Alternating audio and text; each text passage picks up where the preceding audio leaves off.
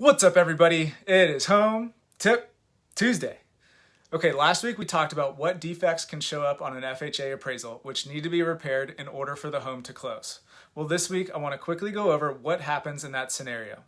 So following a home inspection, the buyer typically has a list of items to be repaired by the seller. The buyer and the seller then negotiate if anything will be fixed or if a credit will be provided. An FHA appraisal, however, is different. If there are any repairs flagged by the appraiser, the buyer and the seller must negotiate how those will be repaired before closing. In most cases, a seller understands the risks of accepting an FHA offer and knows that there may be repairs that need to happen. But in this market, I've actually seen buyers willing to pay for the repairs themselves in order to get the contract to the finish line. A bit of a risk on the buyer's behalf because they are paying for repairs on a house they do not own yet, but that's the effect of a seller's market. The appraiser will come back out to re-inspect after repairs have been made, and then you're free to move towards closing. All right, hope this helps. I'll see you next week.